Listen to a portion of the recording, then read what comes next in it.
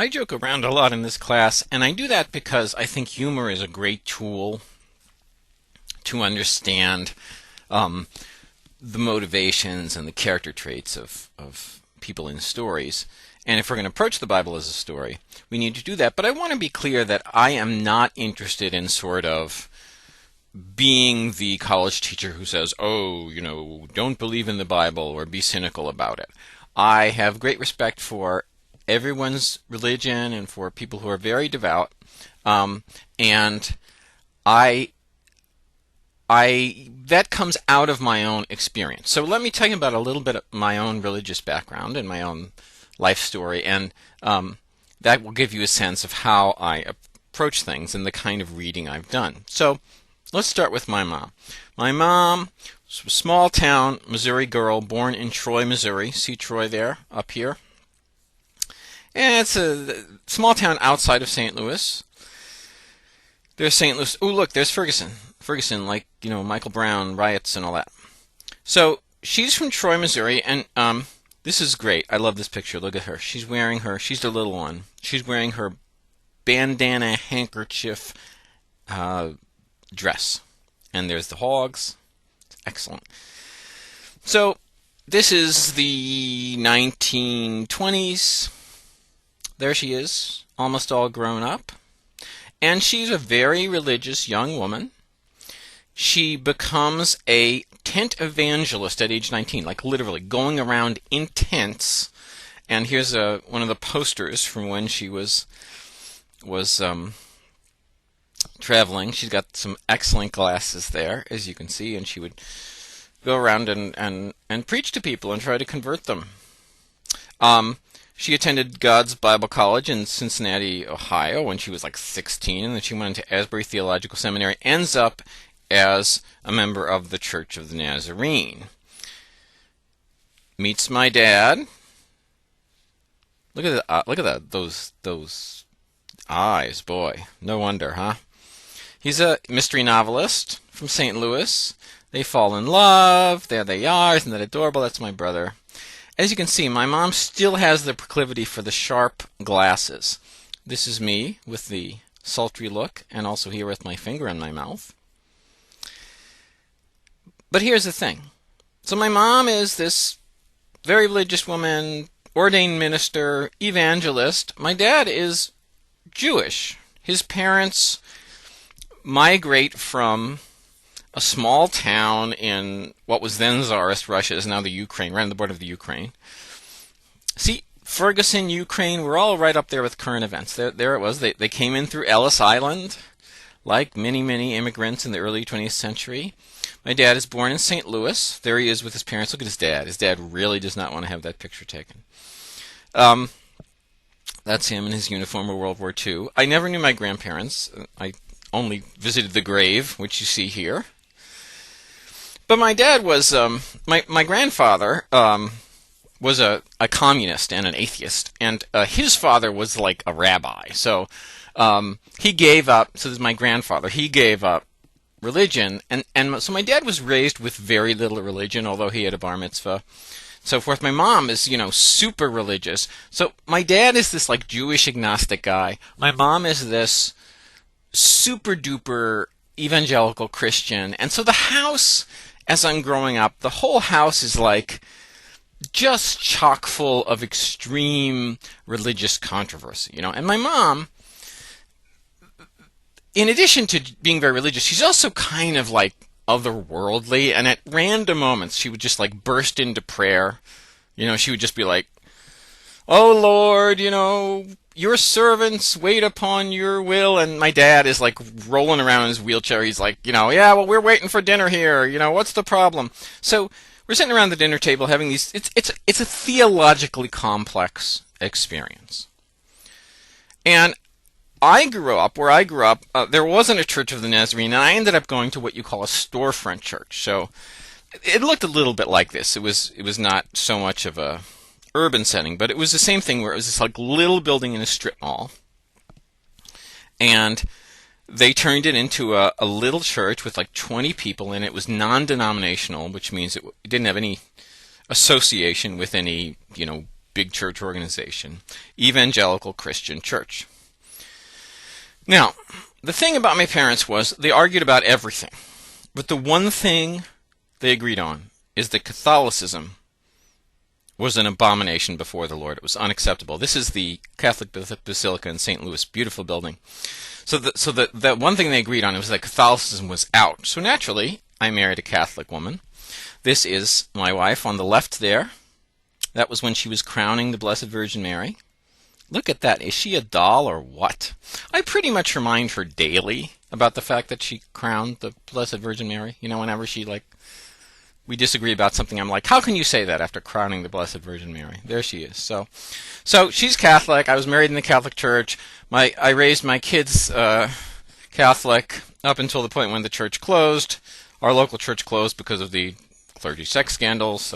But anyway, you know, I have had the point I want to make is that I've had the experience of being exposed to a lot of church traditions. My brother-in-law, my wife's sister's husband, is like the financial manager for two of the Boston Archdiocese what do you call them?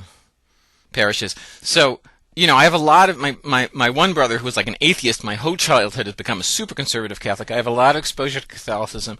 I was raised in this very, very, very evangelical environment. My dad was Jewish, and being Jewish, it's sort of like being Catholic. It doesn't matter if you don't have any religion, you're still Jewish. So I sort of have a sense of that. And I myself was very, very religious as a young person when I attended church. I used to go to church, I think, 5 days a week. But anyway, I wanted to, you know, I've been throwing around a lot of terms here that maybe you're not that familiar with, so I want to explain something about how Christian denominations work, especially in the U.S. And I'm going to use these terms high and low, and obviously that doesn't mean quality. That's just a way we describe the difference between the approaches. So high churches, Roman Catholicism, and Orthodox churches tend to have a lot of ritual and a lot of decoration. You go in a Catholic church and it looks, you know, beautiful and decorated and so forth. Low churches will have a lot less decoration and a lot less ritual. Low churches tend to be Protestant. And as you sort of start at the top and go down, you start with Catholic and Orthodox and you go down through Presbyterian and Methodist. And the churches with the least ritual and the least decoration and the most focus on just reading the book would be Baptist and Pentecostal. So, for example, here's, you know, Chartres Cathedral. That's obviously a Roman Catholic church. And on the right, you see a small Baptist church. Look how much less decoration you have. This is the kind of storefront church that I went to. You know, as opposed to, I believe this is an Orthodox church. So here, you know, the idea that God's house should be beautiful and that it should speak to you visually is something you see in Catholic and Orthodox services, whereas there's the Sistine ceiling. And part of the idea is, of course, as with the Sistine ceiling, that these churches are made for a pre-literate population, people who don't read. So to get the Bible stories, you look on the walls. As Michelangelo's Sistine ceiling, tell the story of the Bible visually. Whereas the whole idea of the Protestant church is that you're focusing on reading the book and that decorations are things that are sort of sensual and that distract you from God's message. So it's all about simplicity, it's all about stripping things down. Here we have some Orthodox fathers. Here we have, obviously, a Catholic bishop. In both of these pictures, they're bringing priests. So you have a very specific priestly class in those high church traditions. I love this guy here. He's really not sure this kid is going to make it as a priest. He's like, I don't know about this guy. There's a lot of formality to the way that you set apart the priest. Now, in the Catholic Church, of course, priests are also celibate. They're different from people. Whereas ministers in Protestant churches, especially the lower end, the Baptist and the evangelical churches, just look like regular guys with bad ties. Or else you have like the cool Protestant minister, like, hey kids, let's run the youth group, that kind of thing. And what you see a lot, whereas in a Catholic or a high church Episcopal ceremony, you'll see a lot of formality. A lot of what people are doing in these evangelical or Pentecostal or fundamentalist Christian churches is Bible study. So these guys are sitting around and have a Bible study. That's what I used to do. I would go 5 days a week, like I said, and on several of those days, we would just sit there and read the Bible. Read every verse. That idea that you are there to read it goes back to the history of the Reformation, translating the Bible into English, getting a Bible into everybody's hands. Everybody can interpret the Bible. Here, I'm going to go back to our graph here. Sorry. I should have had it at the end, too.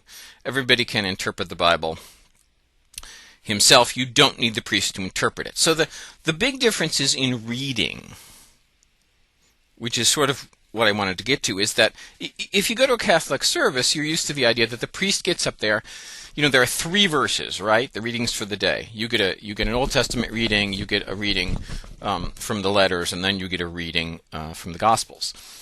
And those 3 verses are all you talk about, and the priest, explains them to you. Whereas in a lot of these lower Protestant churches, the whole congregation or the whole Bible study group will sit there and chew over a passage from the Bible and read all the way through 2 Timothy and then discuss everything it means. So there's a lot of personal interpretation, a lot of memorization.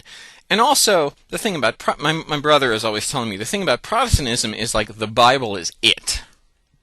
Whereas with Catholicism and Orthodox, you have the Bible, but you also have the writings of the Church Fathers. You also have, a sort of tradition of interpretation that lies behind it.